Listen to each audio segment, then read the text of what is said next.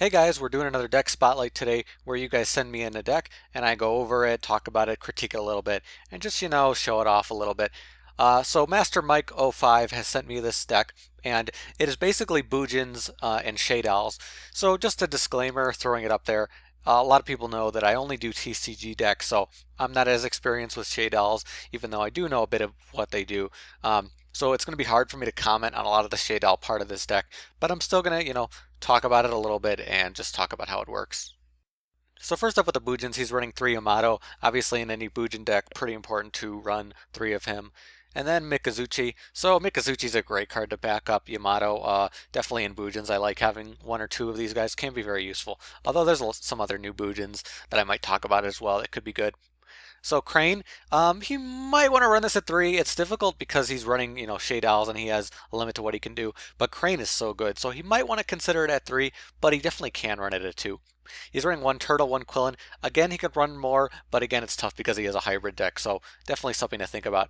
Hare, I don't see a lot of people running Hare, but I think Hare is actually pretty good, and I think 1 is a good choice for how many to run. But, other people also sometimes run more, so it's up to them, up to him.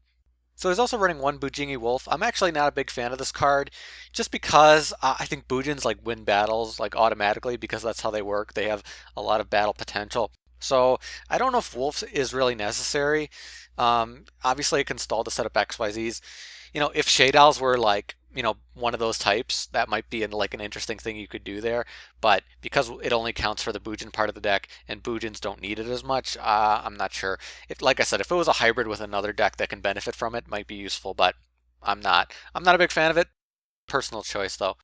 So now for the Shade Owl part of the deck, again, not, something I'm experienced with, so I'm just going to go over the cards and not talk about them too much. So Shade Owl Beast obviously can give you some nice power to draw and discard. Definitely think about that with this build, with the ability that Bujins have. It combos really well with what he's trying to do, which is, why the deck can work. He's running 1 Lizard, which can give him some destruction ability and kind of search out and send things to the graveyard, which is kind of nice. And then Falcon. Falcon's a really nice one, just letting him special summon, setting up synchros, so can be very useful. And then Dragon, just a very powerful card, a beater, and allows you to bounce. So additionally, that has a lot of stuff going for it. Again, I can't comment completely on Shade Owls. I don't know if he's running the best ones and all that stuff. I can't just go in depth on that, but I can see the potential of what he's trying to do combining these archetypes. And another person just sent me that same thing with Dark Worlds, but I think what he's trying to do makes a lot of sense, and I could see the potential. Because he's running Dark and Light, Blackluster Soldier, obviously a great choice, especially with all the graveyard stuff. This will be easy to get out. Hopefully he'll banish Bujin cards that won't be as useful, that he won't need to be in the graveyard. That's, the only bad part. But because he doesn't have a lot of Bujin support, he probably won't be recycling much, so I can see this being a good card. Gorz, this is a choice. Obviously, it can be a great card in certain situations, but I don't know if he'll need it. Up to him. Honest is also a choice for this deck because it's light and dark. It's tough to say whether he should have this in the deck. Can be extremely useful, but won't benefit the Shade Owls at all. But Shade Owls are doing a lot more from the hand, so it's hard to say. And then Foolish Burial obviously makes a lot of sense in this deck. Dark Hole, Dark World Dealings, very useful for this deck, making the Shade Owl part of it speed up pretty quickly, and obviously doing some things with the Bujins. To MST, Forbidden Lance definitely fine for a lot of decks. He might want to consider bringing in more powerful XYZs that can really benefit from Forbidden Lance, but he's doing some of that with synchros as well, so it can be useful. He's running 2 Tenki. He might want to consider running this at 3 because his deck will be very consistent with Yamato. And there's some cards he could take out that I'll talk about that, but yeah, I think you might want to consider Tenki at 3 now that it is able to be at 3. And then 1 Pot of Benevolence. So it can be useful because he does search out stuff from the deck. He can reuse Crane and stuff like that. So it's a choice. I'm not sure if I would run it, but I can see it. Magical Mallet. This is a card that I'm not a big fan of using in a lot of decks unless you really need a specific card combo to work. Like I like Magical Mallet in Assault mode and stuff like that. But overall, I'm not a big fan of it. You might want to consider dropping it for maybe another Tenki or something that will make the deck more consistent. Mallet's, a -1, so it can be kind of annoying to use. Now he's running 1 Transmigration Prophecy. Again, kind of doing the same thing as Pot of Benevolence, which I can see the use of this. Royal Decree, obviously he's foregoing traps, so he has stuff like Royal Decree to, kind of lock down his opponent.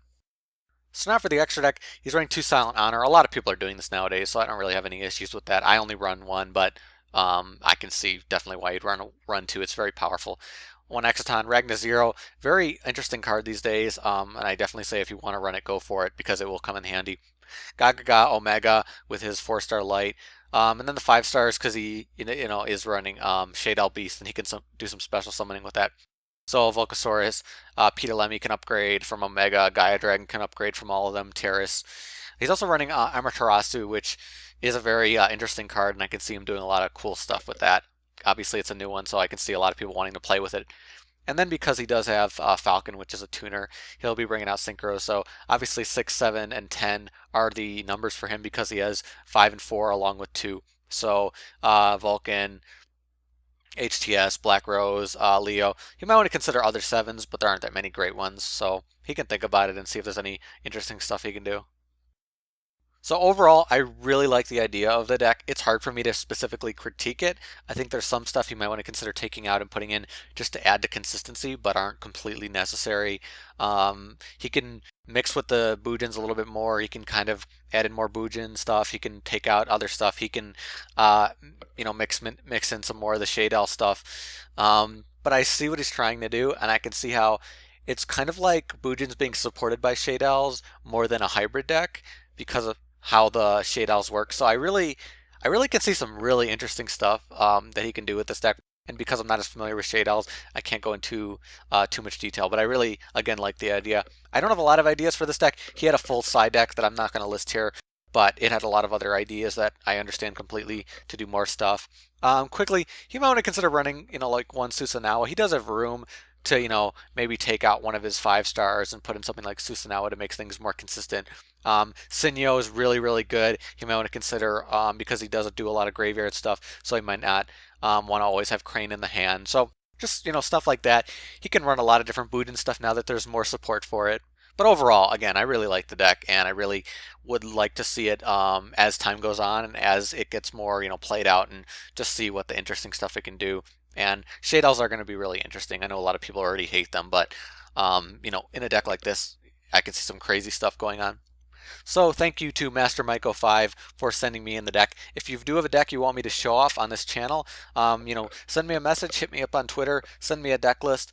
If you have a video, definitely send me that. I'll edit, in this video so people can go back to it and see you talk about the deck, because, it's a lot better when someone, really gets to go out there and explain their deck fully and talk about all the really cool stuff that they're doing with it. I try to understand that from my point of view, but, decks are personal, and it's always really cool to get your own take on it. But that's about it for me. Thank you guys for watching. I'll see you later.